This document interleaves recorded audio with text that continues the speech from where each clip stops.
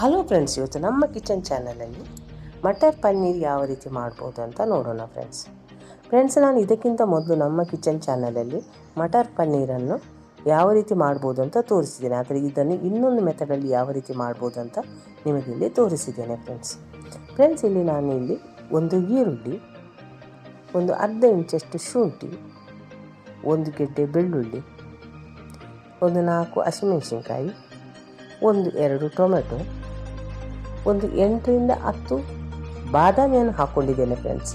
ನೀವು ಬೇಕಂದರೆ ಗೋಡಂಬಿಯನ್ನು ಹಾಕ್ಕೋಬೋದು. ನಾನು ಗೋಡಂಬಿ ಇಲ್ಲ ಅಂತೇಳಿ ಬಾದಾಮಿಯನ್ನು ಸೇರಿಸ್ಕೊಂಡಿದ್ದೇನೆ. ನಿಮಗೆ ಜಾಸ್ತಿ ಕ್ವಾಂಟಿಟಿ ಏನಾದರೂ ಬೇಕು ಅನಿಸಿದರೆ ನೀವಿಲ್ಲಿ ಈರುಳ್ಳಿ ಮತ್ತು ಟೊಮೆಟೊವನ್ನು ಜಾಸ್ತಿನೇ ಹಾಕ್ಕೋಬೇಕು. ಈಗ ಇದನ್ನೆಲ್ಲ ಒಂದು ಸಲ ಚೆನ್ನಾಗಿ ಫ್ರೈ ಮಾಡ್ಕೊಳ್ಳೋಣ. ಈಗ ಇದಕ್ಕೆ ಒಂದು ಸ್ವಲ್ಪ ಉಪ್ಪನ್ನು ಕೂಡ ನಾನು ಹಾಕ್ಕೊತೇನೆ ಫ್ರೆಂಡ್ಸ್, ನಮ್ಮ ಕಿಚನ್ ಚಾನಲ್ಗೆ ನೀವು ಹೊಸಬರಾದರೆ ಈ ಚಾನಲನ್ನು ಸಬ್ಸ್ಕ್ರೈಬ್ ಮಾಡ್ಕೊಳ್ಳಿ. ಬೆಲ್ ಐಕಾನನ್ನು ಆನ್ಲೈನ್ ಸೆಟ್ ಮಾಡಿದರೆ ನಾನು ಮಾಡುವುದೇ ನಿಮಗೆ ನೋಟಿಫಿಕೇಷನಲ್ಲಿ ಬಂದುಬಿಡುತ್ತೆ ಫ್ರೆಂಡ್ಸ್.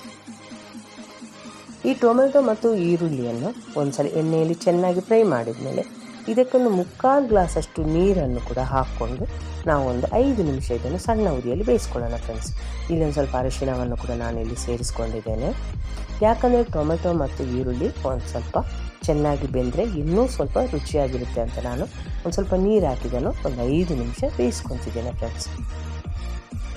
ಇದು ಚಪಾತಿ ಇರ್ಬೋದು, ದೋಸೆ ಜೊತೆ ತುಂಬ ರುಚಿಯಾಗಿರುತ್ತೆ ಫ್ರೆಂಡ್ಸ್.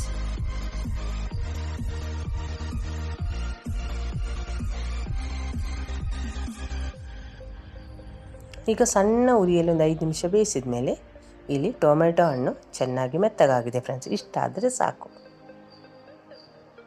ಇದನ್ನು ಮತ್ತು ಕಡಿಮೆ ಸಮಯದಲ್ಲೂ ಮಾಡ್ಕೋಬೋದು ಫ್ರೆಂಡ್ಸ್. ಈ ರೀತಿ ಒಂದು ಸಲ ಫ್ರೈ ಮಾಡಿದ ತಣ್ಣಗಾದಮೇಲೆ ಇದನ್ನೇನು ಭಾಳ ಹೊತ್ತು ಮಾಡೋದಕ್ಕೇನು ಟೈಮ್ ತಗೊಳ್ಳೋದಿಲ್ಲ. ಈಗ ತಣ್ಣಗಾದಮೇಲೆ ಇದನ್ನೊಂದು ಮಿಕ್ಸಿ ಜಾರಲ್ಲಿ ಹಾಕ್ಕೊಂಡು ನಾನು ಇದನ್ನು ನೈಸಾಗಿ ರುಬ್ಕೊತೇನೆ ಫ್ರೆಂಡ್ಸ್. ಈಗ ಇನ್ನೊಂದು ಕಡೆ ಒಂದು ಬಾಣಲೆಗೆ ಒಂದು ಸ್ವಲ್ಪ ಎಣ್ಣೆಯನ್ನು ಹಾಕ್ಕೊಂಡು ಇದಕ್ಕೆ ನಾನು ಒಂದು ಸ್ವಲ್ಪ ಜೀರಿಗೆಯನ್ನು ಕೂಡ ಇಲ್ಲಿ ಹಾಕ್ಕೊತಿದ್ದೇನೆ. ಆದರೆ ಇದನ್ನೆಲ್ಲ ಫ್ರೈ ಮಾಡಬೇಕಂದ್ರೆ ಉರಿಯನ್ನು ಸ್ವಲ್ಪ ಕಡಿಮೆನೇ ಇಟ್ಕೋಬೇಕು ಫ್ರೆಂಡ್ಸ್.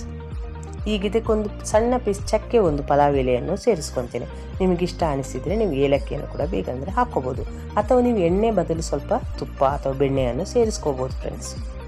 ಈಗ ಇದಕ್ಕೆ ನಾನು ಒಂದು 2ರಿಂದ 3 ಚಮಚದಷ್ಟು ಅಚ್ಚಕಾರದ ಪುಡಿಯನ್ನು ಹಾಕ್ಕೊತಿದ್ದೇನೆ ಫ್ರೆಂಡ್ಸ್.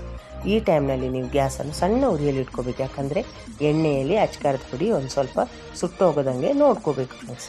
ಈ ಅಚ್ಚಕಾರದ ಪುಡಿ ಸೇರಿಸ್ಕೊಂಡ್ಮೇಲೆ ನಾನು ಈ ಮಸಾಲವನ್ನು ಆವಾಗಲೇ ಸೇರಿಸ್ಕೊತೇನೆ ಫ್ರೆಂಡ್ಸ್. ಈಗ ಇದನ್ನೆಲ್ಲ ಒಂದು ಸಲ ಚೆನ್ನಾಗಿ ಮಿಕ್ಸ್ ಮಾಡ್ಕೊಳ್ಳೋಣ.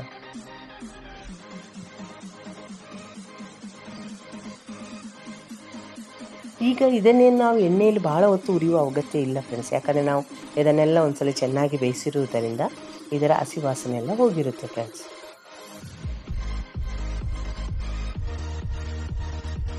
ಈಗ ಈ ಮಸಾಲೆ ಜೊತೆ ಒಂದು ಸ್ವಲ್ಪ ಚೆನ್ನಾಗಿ ಮಿಕ್ಸ್ ಮಾಡಿದ ಮೇಲೆ ನಾನು ಇದಕ್ಕೆ 1 ಚಮಚದಷ್ಟು ಅವಿಜ ಮತ್ತು ಜೀರಿಗೆ ಪುಡಿಯನ್ನು ಹಾಕ್ಕೊತಿದ್ದೇನೆ.